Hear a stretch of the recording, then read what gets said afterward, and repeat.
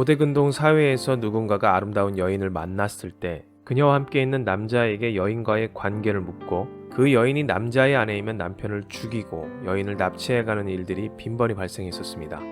특히 부족 간의 싸움이면 적장의 여인을 빼앗는 것은 힘의 우위를 드러내는 영웅적인 행위였죠. 하지만 여인이 남자의 딸이나 누이라고 말하면 상황이 달라졌습니다. 만일 남자의 아내가 가족일 때는 그 여인을 원하는 남자는 반드시 허락을 받거나 요구하는 돈을 줘야만 그 여인을 얻을 수가 있었습니다. 당연히 돈을 요구한다면 상당한 비용이 발생했을 것입니다. 이때 여인을 소유한 남자는 몸값을 아주 비싸게 불러 상대로 하여금 여인을 포기하게 할 수 있었습니다. 만약에 여인이 남자의 가족임에도 불구하고 여인의 남자를 죽이고 여자를 강제로 끌고 가면 공동체의 규율에 따라 즉결 처분, 즉 사형을 당했습니다. 그 이유는 그가 정당한 대가를 지불하지 않고 치욕을 안기며 여인을 데려왔기 때문입니다.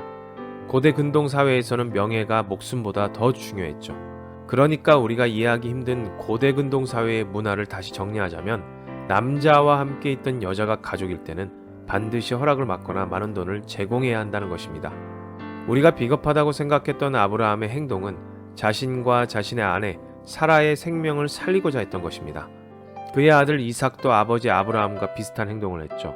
그렇다면 이 사건들은 당연히 그 당시 사회적 관습으로 적용하고 생각해 봐야 할 문제라는 것입니다. 아브라함과 이삭은 그의 아내를 누이로 소개함으로써 그 당시 그들에게 제공해 줄 수 있었던 가장 안전하고 강력한 보장책인 사회의 법을 이용했던 것입니다. 우리는 아브라함이 비겁하다고만 생각했습니다. 하지만 고대 근동법에 비추어 봤을 때 지금 아브라함의 행동은 비겁한 행동과는 거리가 멉니다. 고대의 척박한 광야와 그들의 문명은 지금처럼 치안이 잘 발달된 사회가 아니었습니다. 이들에게 가장 중요한 것은 살아남는 것이었습니다. 물론 아브라함의 행동이 의로웠다라고 정의하는 것은 아닙니다. 하지만 무조건적인 비판보다는 당시의 시대상을 생각하며 이해하고 적용해보자는 것입니다. 제가 전달하고자 하는 핵심은 이것입니다. 성경은 역사적인 사실을 통해 하나님의 메시지를 이해하고 그 메시지를 적용하는 관계의 연속이라는 것입니다.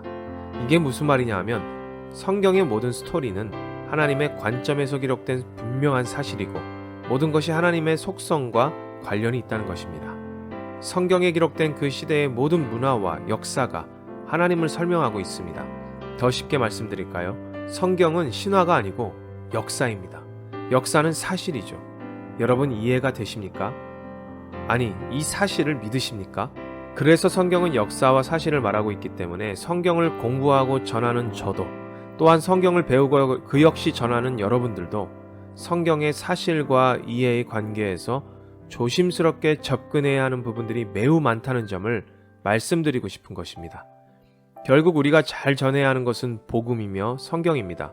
그래서 주관적인 우리의 잘못된 신념을 전하지 않기 위해 더 많이 고민하고 고뇌하고 공부하는 것은 너무나 당연한 것이며 이 모든 과정에서 반드시 성령님을 의지할 수밖에 없는 것입니다.